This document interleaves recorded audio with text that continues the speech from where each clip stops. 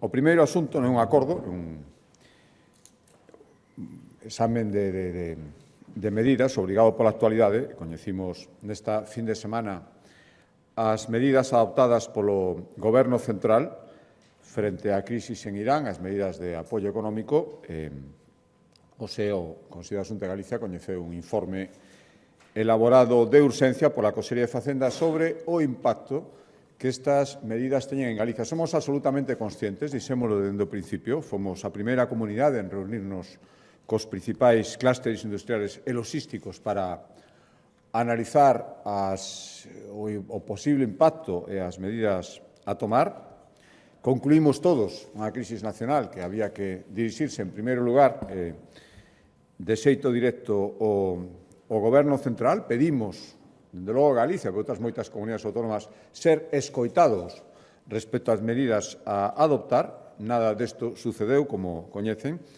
O Consello de Ministros, na súa reunión extraordinaria do venres pasado, adoptou unha serie de medidas que foron nese accidentado Consello de Ministros, que foron publicadas seguidamente no Boletín Oficial de Estado. O que fixemos, como decía, foi analizar ou coñecer, debatir o informe presentado pola Consellería de Facenda sobre o impacto directísimo que estas medidas teñen nas arcas autonómicas.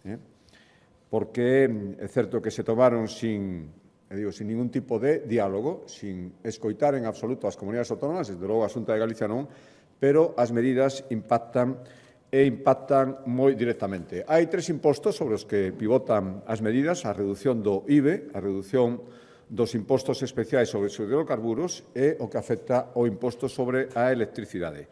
Son tributos cedidos ás comunidades autónomas, polo que o impacto das medidas adoptadas impacta na facenda das comunidades autónomas, e a facenda das comunidades autónomas é a que sostén os servizos públicos que prestamos ás comunidades autónomas e, polo tanto, a Xunta de Galicia. No caso do IBE, a recaudación repártese a partes iguais entre as comunidades autónomas e a Administración Xeral do Estado.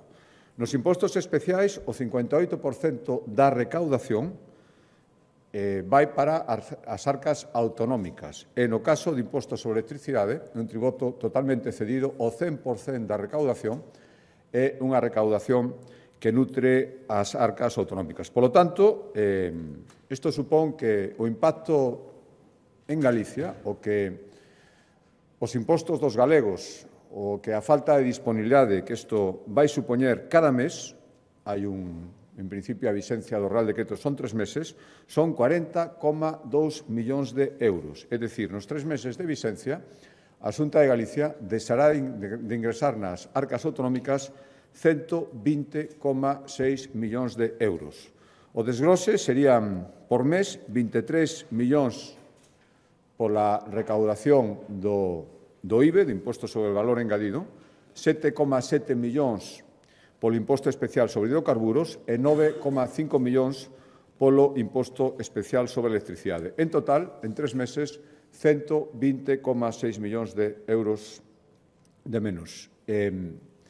Somos perfectamente conscientes de que era necesario adoptar medidas, somos perfectamente conscientes de que as persoas neste momento necesitan que se lles axude unha disminución nos costes, pero tamén creo que todo o mundo é perfectamente consciente de que se un esforzo compartido, primeiro, o lóxico era telo debatido, non coñecelo como se coñeceu o venres, e, en todo caso, os galegos teñen que saber que a aportación de Galicia a este esforzo non é un esforzo do Goberno central, é un esforzo das persoas cos seus impostos, pero a baixada de recaudación durante os 3 meses de impacto, e sempre que se mantiveran estas medidas, sería 120,6 millóns de euros cos que se sosteñen os servizos públicos. Por lo tanto, Galicia aporta 120,6 millóns de euros a este esforzo que hai que facer nestes momentos.